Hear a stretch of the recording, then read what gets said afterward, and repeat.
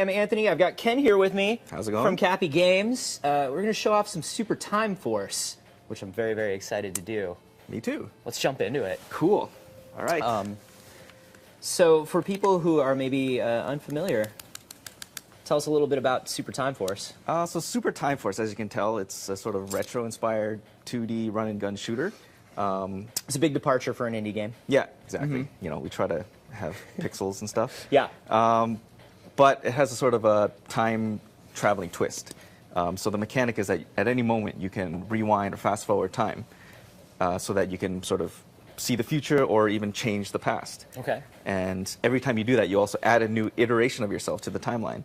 So as you're rewinding time and jumping back in, you're creating more and more copies of yourself, sort of building up this huge army of yous to sort of take on the enemy forces. Awesome. So it gets kind of crazy. And it's super hard, kind of like the old school games were. Yeah. But hopefully not a frustrating way, because death is sort of part of the game. You die, you learn what happened, you rewind, make a new version of yourself. Die again, now there's 3 versions. Die 20 times, now there's 20 of you. So hopefully it's difficult, but in an interesting, fun way. That's kind of an interesting thing in terms of strategy and difficulty balancing too, right? So if you are a player who is not as great at this, all of a sudden you can have 20 or 30 of yourself at one point. Exactly. So yeah, you can play the game like I want to ninja it and just like do it all with one guy and do some crazy dodging and stuff. Or you can, you know, sort of take it a bit easy, die a few times, but then use that fact that you have 10 guys and just sort of like kill someone with 10 guys shooting at them at once.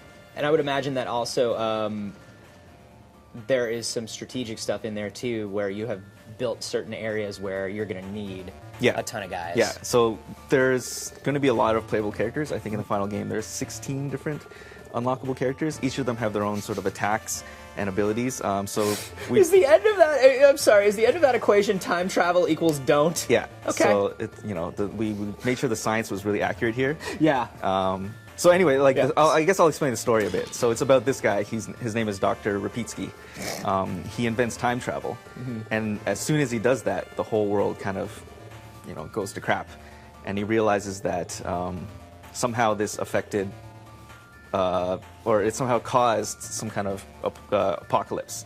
And then he meets his future self, which is this guy named Commander Rapitsky, and he's sort of this really you know, he's this commander who the government granted him all this money so that he can go back and accomplish his mission, which he made it his personal mission to go back and fix the mistakes of the past. Awesome. So the game is sort of about him recruiting this team of time-traveling soldiers, the Super Time Force, and jumping through different time periods and sort of just kicking ass.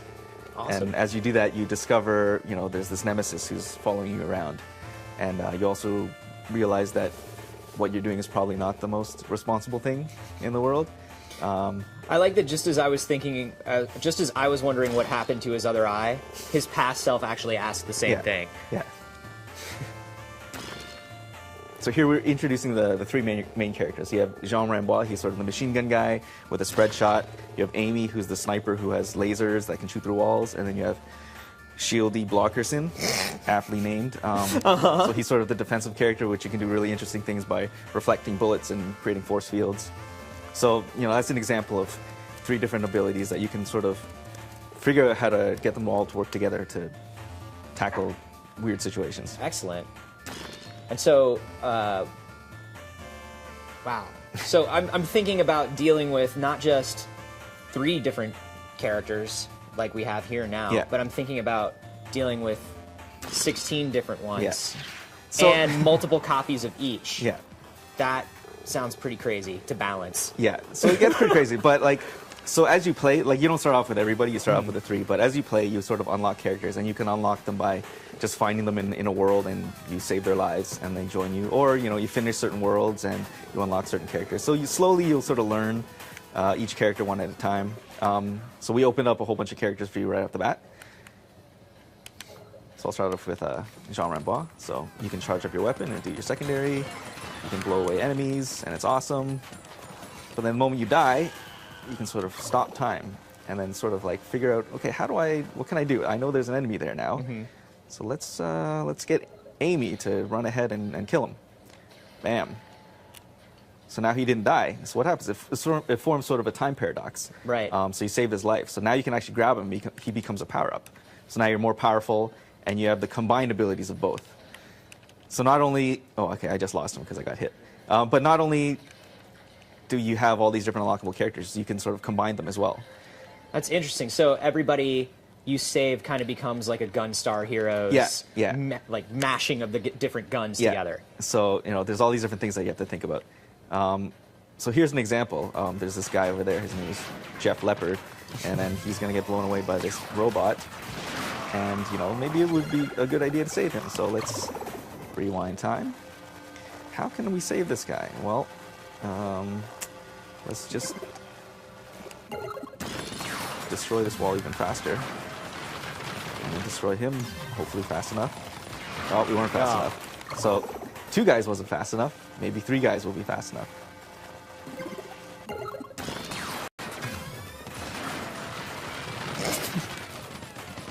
Oh, got it. So now you saved Jeff Leopard. Nice. And now he's part of your roster, so now you can see what he can do. That's great. He's got a rocket launcher, and you can lob grenades. So as you progress through the game, you'll be finding these characters hidden throughout the worlds, building up your team. And you try to just do there. So there's slow-mo power-ups that you can do that will trigger time to slow down, which allows you to dodge bullets a lot easier. There's all sorts of collectibles you can find in the level. So there's these clocks that give you more time because you have a limited amount of time. You can also explore and find these yellow things that we call glorbs. So these things are tied to sort of badges. So you'll want to explore levels and sort of find all the glorbs in the level. And once you do that, you can earn a badge for that level. And then badges are another way to unlock additional characters. So you can play the game once and just sort of breeze through the level, but then you probably want to go back and explore a bit more.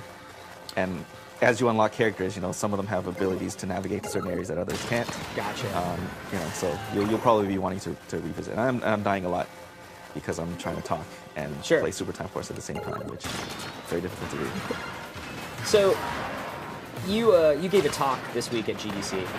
Yes. Which I find the subject of this extremely fascinating because you were trying to figure out how to deal with all of the different problems of time travel as it relates to gameplay. Yeah. By also trying to think about them as they relate to physics. Yeah, exactly. So it was kind of interesting. Like, I guess when most people think about I want to make a time travel game, there's certain problems that you have to deal with, but they're very game engine-y, programmatic problems. Like, okay, how do I implement rewinding and saving the world state of all the entities, very, very programmy things. And that's, sure, that's a tough challenge. But a lot of games have dealt with that before. You have Prince of Persia that had that awesome rewind mechanic. Yeah. Braid, of course. So this is a sort of problem that many people have tackled before. But as we developed this game, we sort of realized that that's not the only problem. There's another problem, which is how do time paradoxes affect your gameplay, and your game mechanics, and your game design? Well, you see it simply here, kind of, right? Which is if you get to the point where if you save somebody right before they died, it's not like you worried about does that person still exist? Do they run along beside you? You save that by kind of having them meld into you. Yeah. But there are larger things that come up too, right? Yeah.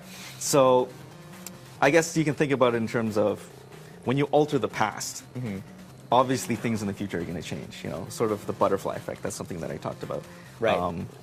So most of the time when you change the past, you would think either, okay, maybe it would be beneficial to the future, or maybe it would be detrimental. But in reality, it's pretty much always going to be detrimental. Like, players are going to end up running into a wall or getting shot when they didn't get shot before. Sure. So that was one of the major problems. Anytime you went back and changed the past, you would end up just making all of your guys die, which meant time travel mechanic was kind of useless as a gameplay tool. So that was one of the challenges that we had to sort of figure out how to tackle. So the way we approached it was we sort of took a hint from thermodynamics, which is kind of weird, and we sort of treated the level like a thermodynamic system. What does that even mean? So everything wants equilibrium, right? Yeah, exactly. So in a I can't even say it. That's how. Anyways, in a thermodynamic system, yeah, it's always trying to approach a certain equilibrium. Yeah. And we call that entropy, and that sort of is a way of measuring how evenly all the energy sort of spreads out. Like, Yeah, for example, it's like when you open up a window in a hot room and cold air rushes in because of the exactly. differences in pressure. Yeah. So how does that apply to a video game level, though? So we thought of our own definition of entropy. So instead of equilibrium being sort of, the energy is sort of equalizing everywhere, we thought, what if it's the state where all the enemies are dead, but all the players are still alive? And when we think like that, then we sort of enforce the second law of thermodynamics, which states that entropy must always increase. Or in other words, you must always try to move towards this equilibrium. So that means that anytime we make changes to the timeline, anytime we alter the past, we have to only allow certain things to happen and disallow other things to happen. So we only allow things to happen that will not be detrimental to the player. Okay. And we disallow anything that will. So we pick and choose the things that actually happen in modified timelines, which is kind of odd because it's not logical sometimes. Like you'll see guys not dying with bullets passing through them, or them running through doors that have been closed on them. Yeah. So there's all these weird things that are going on behind the scenes to sort of. But it's all trying to just level it out, so it's actually. It may look like it's giving enemies a slight advantage, but in reality, it's equaling everything out for the player. Yeah. So hopefully, because there's so much craziness happening, people don't see these weird inconsistencies. And that was sort of part of the goal of this game. On the surface, it's a very simple. Yeah, I understand. Run and gun, shoot, see robots, explode them. That's sort of the level that we want people to play at. Enjoy a simple game, but at the same time, anytime you're dealing with time mechanics, it's really difficult, almost impossible. So I love that all of this stuff is the underlying structure in a game where you're playing as a character named Shieldy Blockerson. Yeah, exactly. So that makes me so happy. Yeah. And there's also a character named Zachosaurus. Yep. I love Zachosaurus. Yeah, your favorite character. Skateboarding dinosaur who can spit acid. So yeah, we try not to take this game too seriously, even though the underlying, technical problems are incredibly serious. So I think that's an interesting thing about this game and the development of it. And it's also one of the reasons why it's been taking so long. I know a lot of people are always wondering, we've seen the game so many different PAXs. What's taking so long? You know? Well, try to deal with time paradoxes and see how quickly you can do it. So that's got to be the first time any developer has ever answered that in terms of like a game delay. Yeah. Time paradoxes. Yeah. Well, have you tried dealing with a time paradox? You make a jerk. A game. Internet. Anyway, so yeah, you're fighting a giant robot, and here's another example of where, one guy shooting rockets probably not good enough, so let's get two guys shooting rockets. And I want to talk about the art style here for a moment.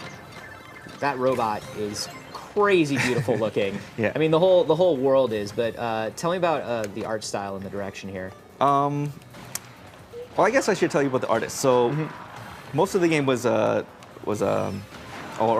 the art for the game was done by two twin brothers, Mike and Vic Nguyen. So it's kind of interesting that we have twin brothers who do amazing pixel art. I actually thought there was only one, and I would run into Mike and I would keep calling him Vic, because Vic was the one I met and was introduced to. Yeah, so they're used to that. So we interchange them all the time. We actually don't know which one is which. But yeah, at the studio, we're big fans of pixel art. Our background is we started by making mobile phone games and Nintendo DS games. So we have a lot of experience making pixel art, and we also believe that pixel art, it's not just sort of a style for nostalgia's sake. We think it's a valid art style in itself.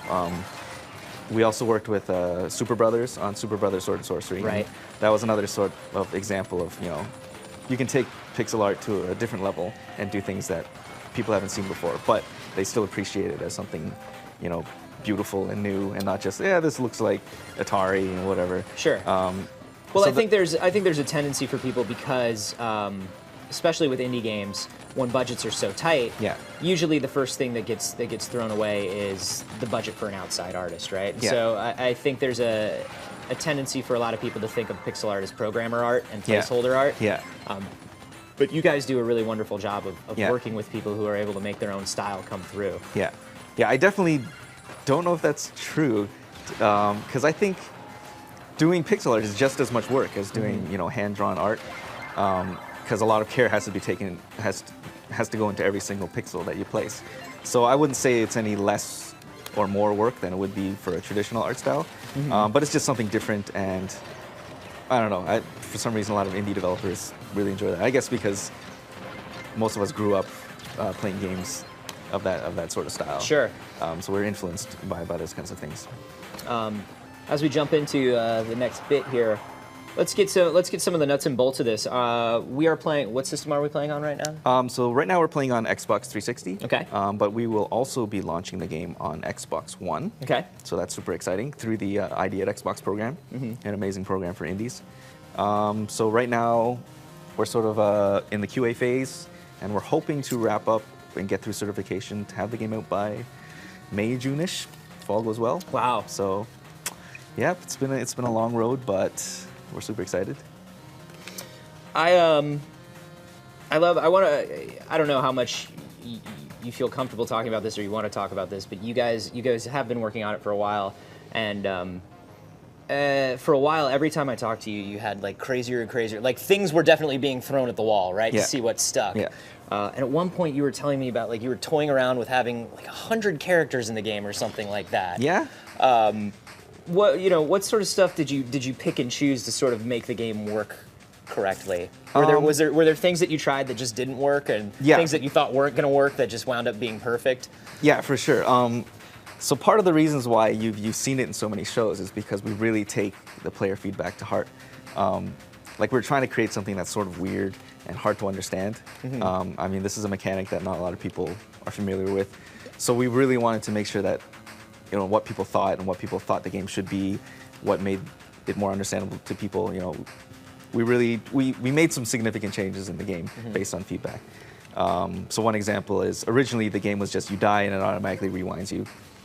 But we felt, based on seeing how players play the game, it allows for more strategy if you can manually scrub through time and rewind yourself. Yeah, I think the first one that I played was the instant rewind one. Yeah. And different other things like just UI clarity, how to communicate different things, because communicating things that happen across time is difficult and not something that you're used to. Having people think about the game in terms of like, I just want to run ahead and play and run ahead and play. Whereas now you got to make them think about, I want to go back and do this faster.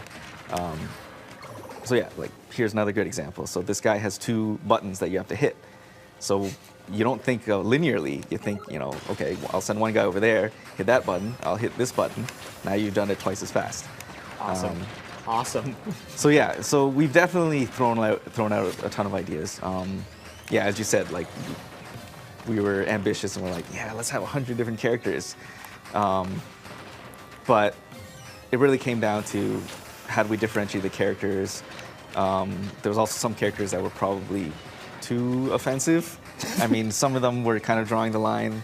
We have a guy named Squirty Harry, who is a playable piece of feces, I guess you could say. All right. But he has a magnum, of course. And his special attack is that he can fart and then detonate the fart with his magnum. And he's in the game. He's in the game. He's one of the ones that was not deemed. Yeah, so he made the cut.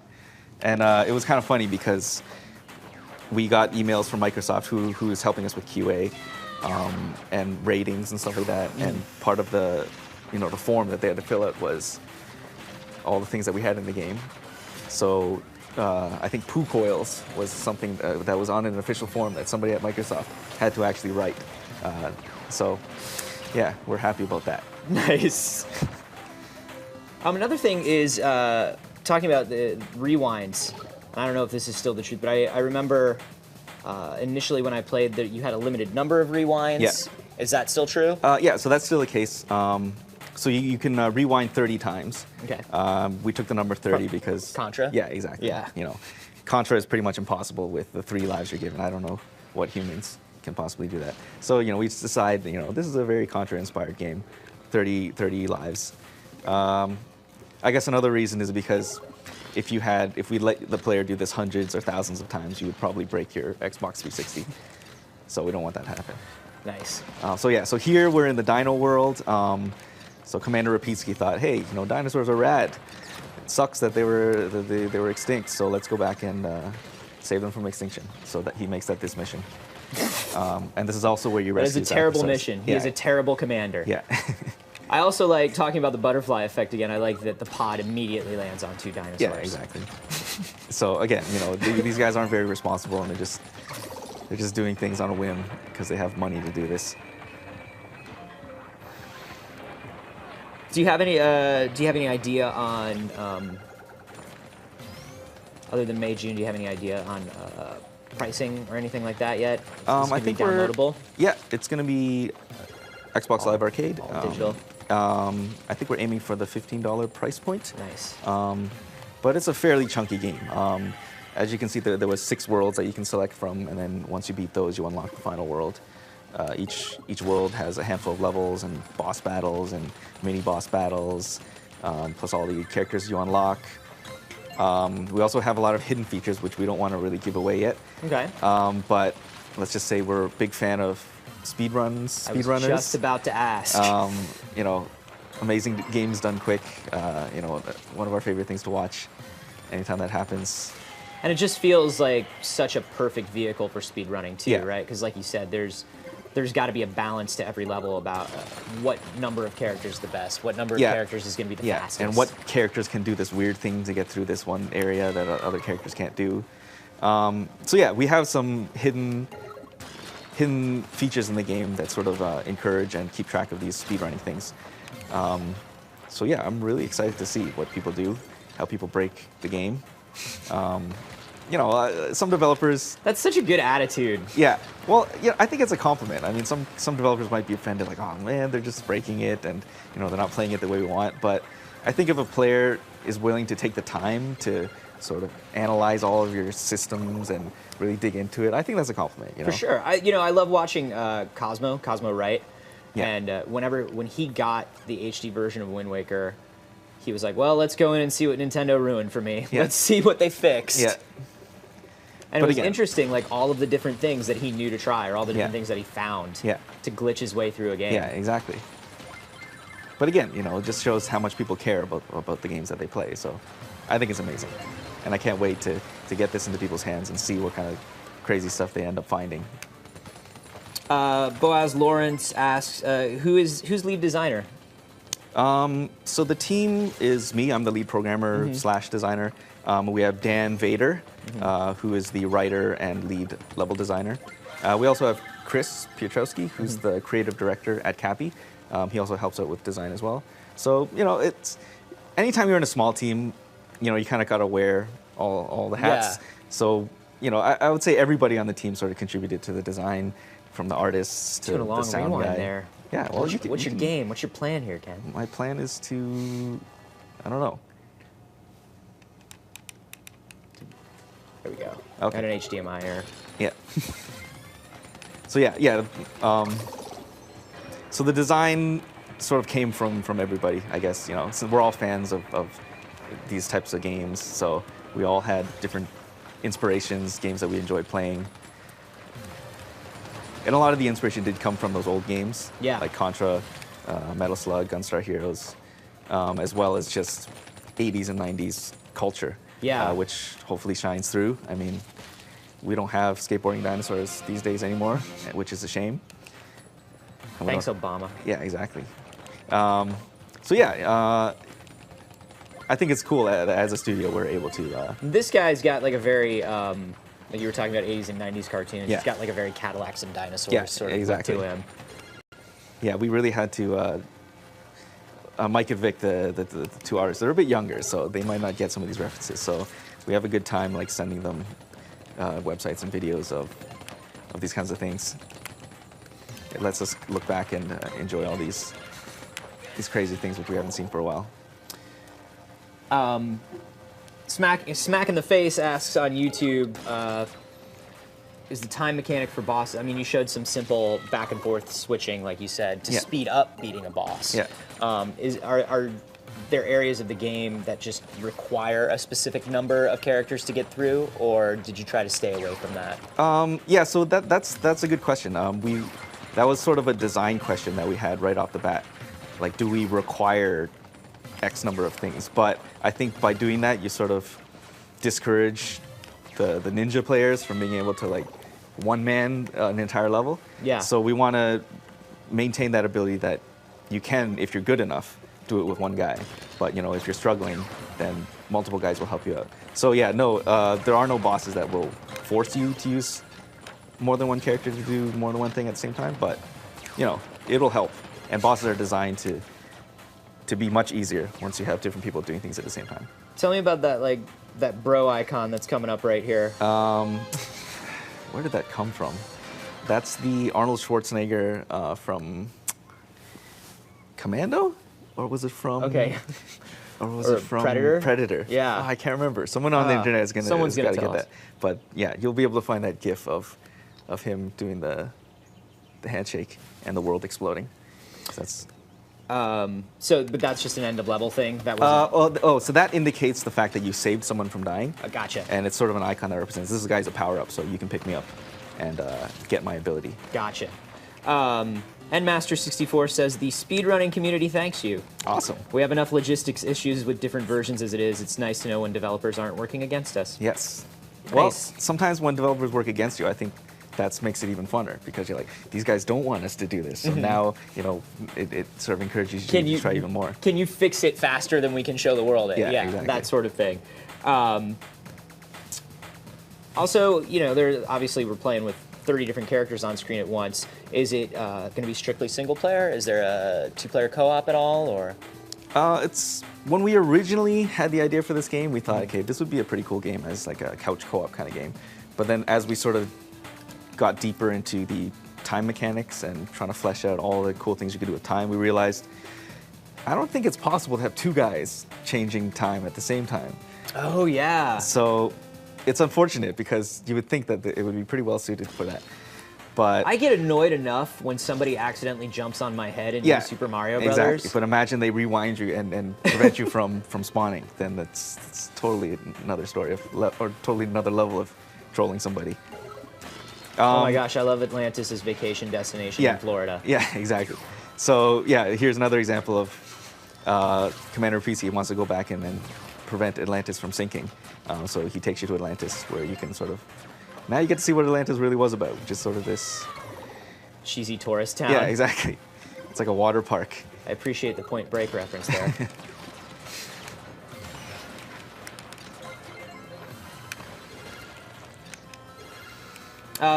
So it's been announced for Xbox platforms. Are you guys thinking about coming anywhere else? We would like to, but for now we're just focusing on, 360 and Xbox One. So we'll see what happens. Ryukushin asks if the game is going to come with any sort of level editor.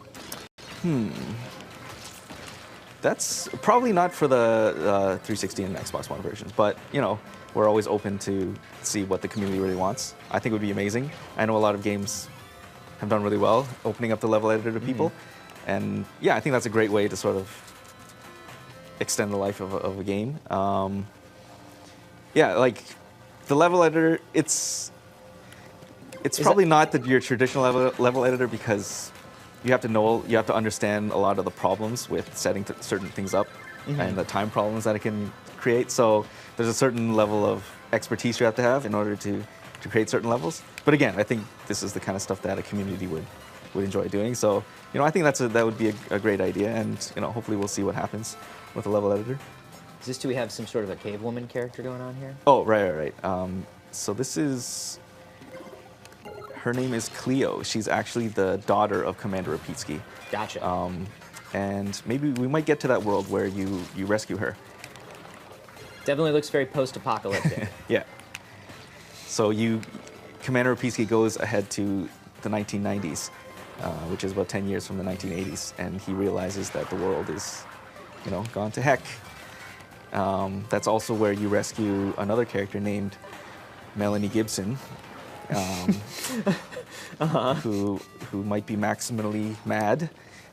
So maybe you can get where that world is inspired from. Let's see.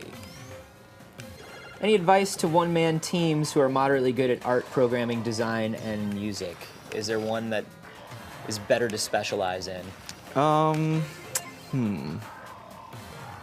It comes from King Dubaru.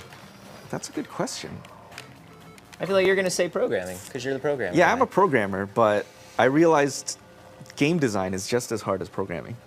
And if you're just a programmer with no sort of design understanding, you're probably not going to make a good game, no matter how good of a programmer you are. Was this your first foray into lead designing? Yeah, I guess you could say that. Like, I think as game programmers, we all sort of enjoy making stuff on the side, but it's sort of just for fun, and we never really take it too seriously. But yeah, for me, this is the first time of sort of taking on a serious project and thinking about it from all angles. So sort of gave me an appreciation for what designers have to do, I guess. A lot of people don't understand what designers have to do. They think they're just there, issuing orders to other people to do all the work. But in reality, a lot of brain power is required to think about all these things. Yeah, so back to the question. I guess for me, I think programming and game design will probably allow you to do a lot of things. I mean, you could get by with some very basic art. I mean, a lot of games are just circles or squares and triangles, and they communicate, the concept of the game well enough. So yeah, just keep making games. I guess that's the most important piece of advice.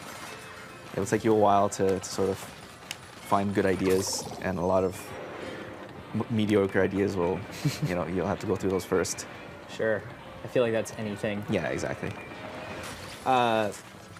Largo Sensei says, reminds me of the Super Meat Boy end of level screen, but playable. Yeah, exactly. So is that part of the genesis of this thing? Yeah, so that was one of the inspirations as well. I mean, when I first saw that, I was like, oh man, that's crazy. There's like hundreds of guys running around, everyone's dying, flying all over the place. Another inspiration was Trackmania. I don't know if you've seen these crazy 10,000 cars on the track, and it just looks like a river of cars. And I thought that was like the most amazing thing I've ever seen. So, making a game that can look like that, I thought would be amazing. So yeah, for sure, that was one of the inspirations. Azure Mirage wants to know, who do you think's doing it right in the indie community right now? And also, are you looking forward to Mighty Number 9? Mighty Number 9, who isn't, I guess. Yeah, right. Yeah, of course, we're big fans of Mega Man, another one of the inspirations. You can tell just by looking at the level select screen. It's very Mega Man-esque. You choose your world, and then it opens up the Dr. Wily in the middle. Yeah. I love how he's just like, fine, you won't let me take a character with me? Yeah, exactly. Fine. Yeah. So, yeah, I think we're all sort of looking forward to seeing what he does, but, we're all pretty confident in that it's going to be amazing. Yeah, in terms of indies, it's hard to say. I can't think of an indie who's not doing it right. I guess if I have to say offhand, I'm a huge fan of Vlambeer. I love all of their stuff. Yeah. Ridiculous Fishing. I can't even count how many hours. And of course, they just released Lufrausers, which was amazing. Which I've had downloaded and have not had a chance to play yet. Yeah, exactly. So. And I feel like they have a process similar to you guys, and maybe it's just it comes out of being in the small teams, but it's just like they have this basic concept, right? And then it's just like, well, what can we throw at it? Yeah, exactly. I feel like they go through a lot of iterations, just like you guys. Yeah, exactly. But yeah, that's probably how most indies do it. They start with something small, and I think that's important. I mean, if you start with something too big, you're just going to get lost. So it's important that if you have an idea, keep it small, keep the scope small, and then you can always add to it. Whereas if you have a huge idea, sometimes it's difficult to take things away without significantly changing it. People are really stoked that you're answering programming questions. Vanguard would like to know what your language preference is. What does Cappy make their games in? We do everything in C++. When we started with our mobile games, I guess, like the Java phones, I don't even know if some people remember Java cell phones. Of course, we're doing it in Java. But yeah, all of our stuff is in C++. For our other projects, we use a scripting language called Lua. I don't know if people are familiar with Lua, but a lot of people at the studio are big proponents of using Lua as a scripting language. So yeah, it's another big thing that Cappy uses. But in terms of like tech, we usually build out most of the tech that we need for our games ourselves. So you do all custom engines and things like that, and yeah. your own tool sets, your own level editors, yeah. all that stuff. Yeah, because we find for small games, sometimes it's a lot of work to make an engine that's big enough to handle everything, whereas you can just create a small engine that handles just the things that you need. I just love how you were just multiple versions were threading through different parts of the crowd as it was falling. That's awesome.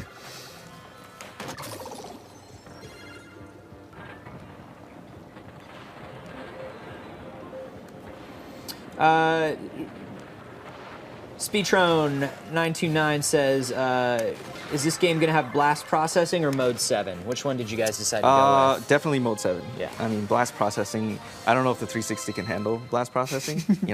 It doesn't have the same chips anymore as the Genesis does. So, absolutely. But we were able to, convince Microsoft, include the mode 7. That's great. Yeah.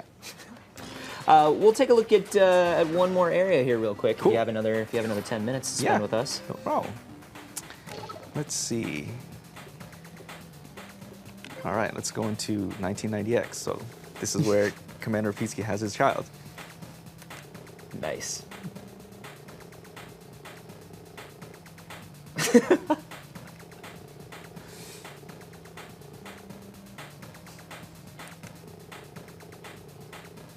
I love their cutesy baby slang that they use. Yeah.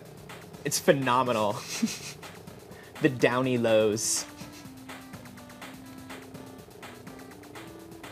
Yeah, so the story here is that he sends you a few years in the future to find his kid because he's sick and tired of dealing with babies. Because babies are dumb and annoying. Babies are lame, man. Yeah.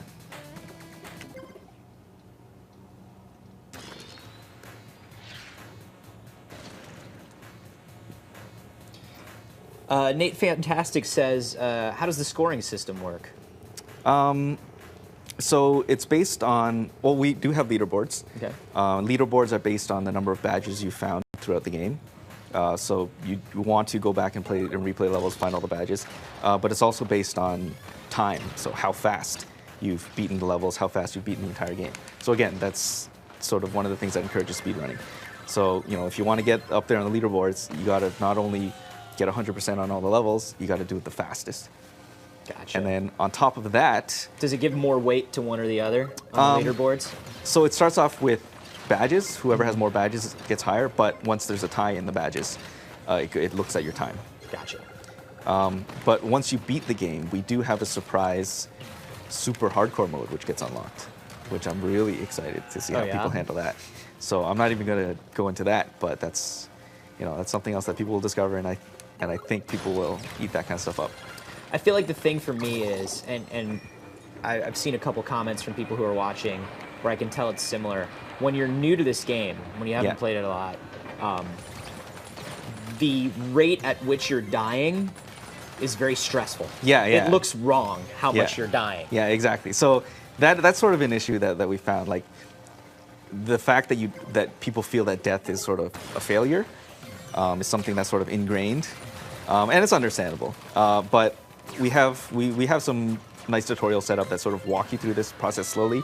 Because right now we're sort of just throwing you in the deep end, and these are pretty hard levels, so you're dying pretty quickly. But as you play the game, you realize that dying is not the same thing in most traditional games. So it stops feeling as stressful anymore because even if you die, just rewind, and it's not a big deal. You have 30 lives.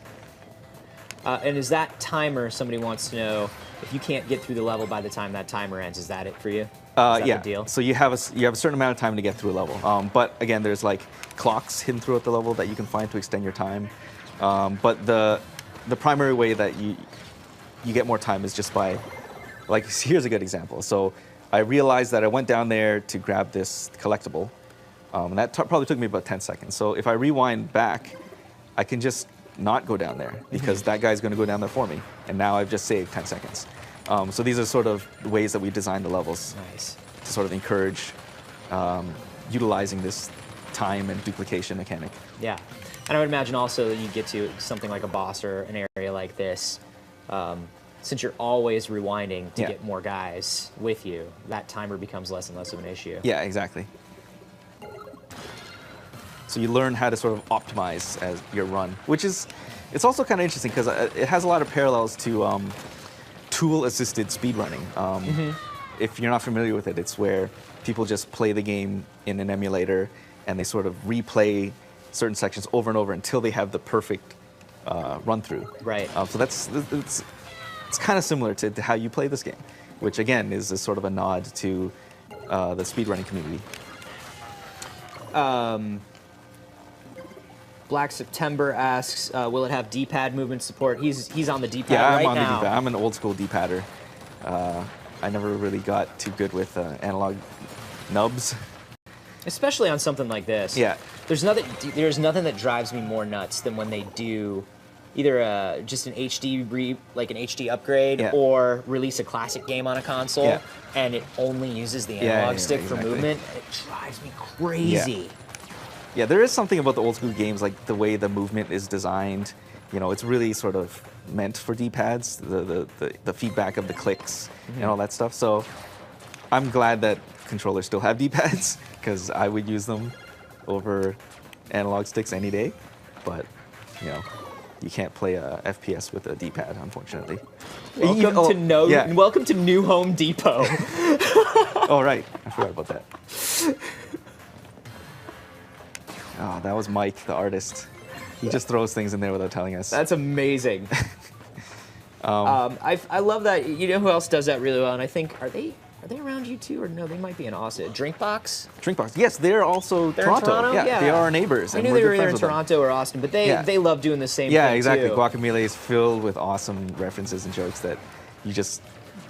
I don't even notice it, but once you go back and watch someone else play it, you're like, oh man, that's hilarious. There's just this great feeling when that happens where it's just like you're not letting any part of your game go to waste. Yeah, exactly. You know? It just, I don't know, it's like, it shows how much they care about it, like every single element. Someone took the time to think about it and inject a little bit of their personality into it. So I like that about indie games.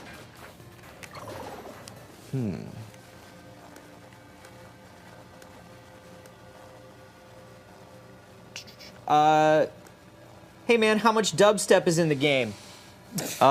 We experimented with dubstep, of course. We included some dubstep. I hope in a safe lab environment. No, unfortunately not. So we experimented with some dubstep in one of our trailers, and you know, it was mixed reaction.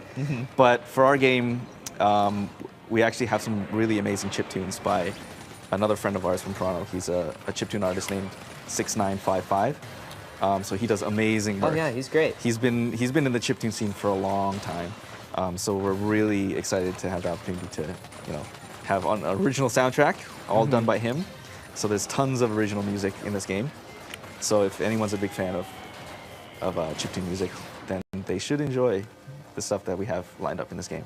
DC13FC says, speaking of music, do you guys have any plans to work with Jim Guthrie again? Actually, we do. Yes, who would have known? So for our next project, we're working on an Xbox One title called Below. We haven't released much information about it, but it has a very similar aesthetic to Super Brothers Sword and Sorcery. Not in the pixel adventure game style, but you know, sort of the mood.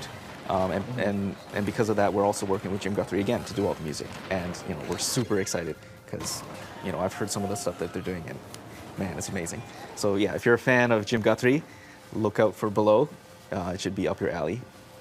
See, and this is great, and this is really driving home what you were talking about earlier, which is you're just playing until the clock runs out, and you're playing really cleanly. Yeah. But this guy is just too powerful. Yeah, exactly. So I just need to really stack up a bunch of guys and throw rockets in his face.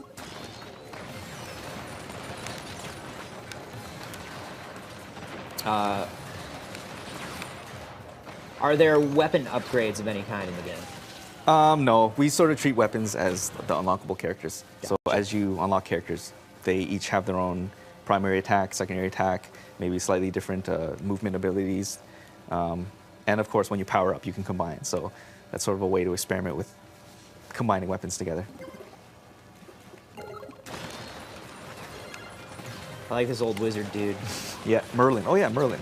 So he's another guy that you rescue. His name is just Merlin? Yeah, it's actually Merlin. That's Merlin? Yeah. Nice. And he's wearing a Speedo. Speedo Merlin. Yeah. A lot of people didn't know that about wizards. That's where their true power comes from. Yeah. All right, so guys, that is Super Time Force. Thank you, Ken, for coming by. No problem. Once again, just to hit down all the salient points here. May or June? Yes. Xbox 360 and Xbox One to start. Yes. And $15 is what you're looking for, but that's not set in stone right now. Yeah. Cool. Awesome. Well, thanks a lot for coming by, man. Yeah, this is thanks a lot great. for having me. And if they want to keep up with you guys, you're just cappygames.com, right? Yep, capybaragames.com Capybara Games. or supertimeforce.com. Awesome. And yeah, remember, guys, Ken is here showing this off because of GDC. We have a lot of GDC coverage this week. So look at that stuff on our YouTube, youtube.com/rev3games. If you're not following us, follow us. If you're not favoriting us on Twitch, favorite us on Twitch. Do all the social networks. Go to your Friendsters and your Bebos and your Orchids and just add us to all that stuff. I feel like that's good. Yeah, Friendsters, that's I hit them all, right? Yeah. Friendster, Bebo, Orchid. That's all of them. ICQ. I don't know if you use ICQ. What's your ICQ number if people want to get in touch with you? 246-3333, and that is actually correct. Is it really? Yeah. So I still remember it. I have a 7-digit. I'm one of the OGs. Hit them up on ICQ.